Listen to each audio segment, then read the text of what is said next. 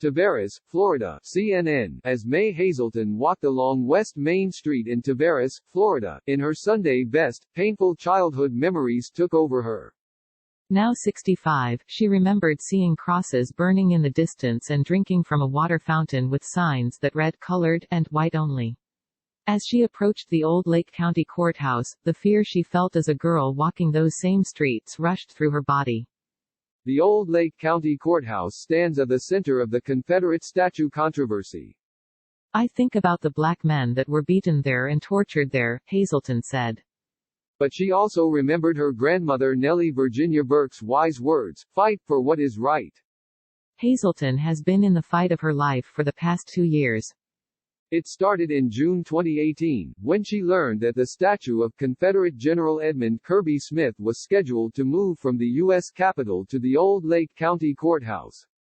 That's the same courthouse where in 1949 4 young African-American men, Walter Irvin, Samuel Shepard, Charles Greenlee and Ernest Thomas, known as the Groveland Four, were accused of a crime they didn't commit, tortured and subjected to racially motivated oppression. A tribute to George Floyd rests on the memorial erected for the Groveland Four at the old Lake County Courthouse. A memorial for the Groveland Four was erected outside the old Lake County Courthouse last year, when the young men were posthumously pardoned.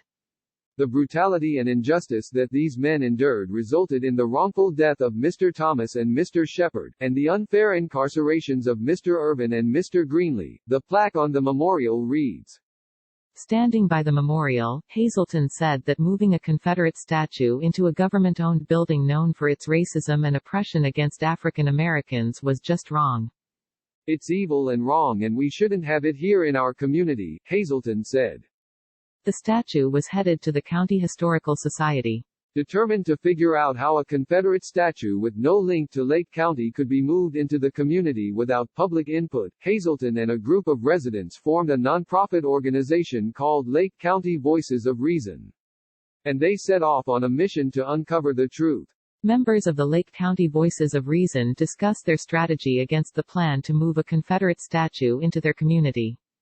They found that in June 2018, Bob Grenier, the curator of the Lake County Historical Society, requested and applied for the Kirby Smith statue to a Florida Department of State committee in Tallahassee. In a video of the meeting available online through the Florida Channel, Grenier said he had been working to bring the statue to Lake County for 2 years. He said he had the support of all 5 Lake County commissioners. I've got emails from them saying, "Go get it, Bob. Get the statue, bring it back to Lake County," Grenier said from a podium. A year ago, 8 mayors, representing 146,165 residents, or 40% of the population in Lake County, wrote a letter to Florida Governor Ron DeSantis opposing the statue's arrival in their county. Confederate General Edmund Kirby Smith had no connection to Lake County and his statue's presence would create a negative and hurtful message in our community, the letter read. Kirby Smith was born in St. Augustine, located in St. Johns County, on May 16, 1824. His statue was moved to National Statuary Hall at the U.S. Capitol in 1922. In 2019, DeSantis officially requested the Kirby Smith statue be replaced by a statue of Dr. Mary McLeod Bethune, an African-American civil rights activist and educator. During a 2019 Lake County Board of County Commissioners meeting, residents spoke for and against the statue. As a descendant of Confederate veterans and slave owners, the least I can do to atone for the pain my family has caused them is to oppose this statue, Grace Arnold said. These statues only exist in a sick attempt to preserve human slavery, Choice Edwards said. Commission Chair Leslie Campione defended the statue, saying the display would not glorify the man nor the Confederacy. It will describe Smith's military service and will tell about his career as a professor, as a botanist following the Civil War, Campione said. And his friendship with Dr. Alexander Darnes, who became the first black doctor in Jacksonville. Alexander Darnes was Kirby Smith's slave. Hazelton said. She remembered her grandmother's words. As news spread of Confederate statues tumbling across the U.S. in the wake of George Floyd's death, Hazelton broke down in tears. But she wasn't defeated. She was ready to keep fighting.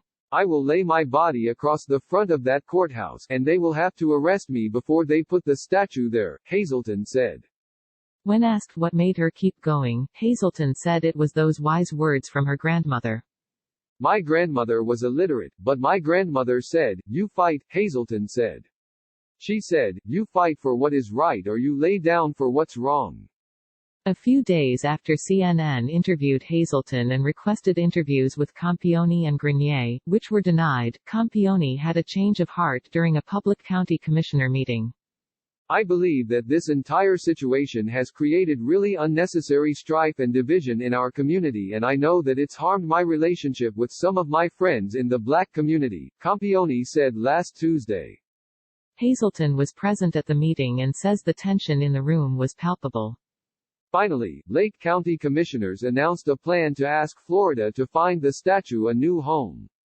An American flag on West Main Street in Tavares, Florida. Hazelton says her voice was sick with emotion because African Americans don't prevail a lot in Lake County, and that day, they had won the fight. We are in an inflection point in this country and it is painful. Commissioner Campione, I heard the pain in your voice this morning.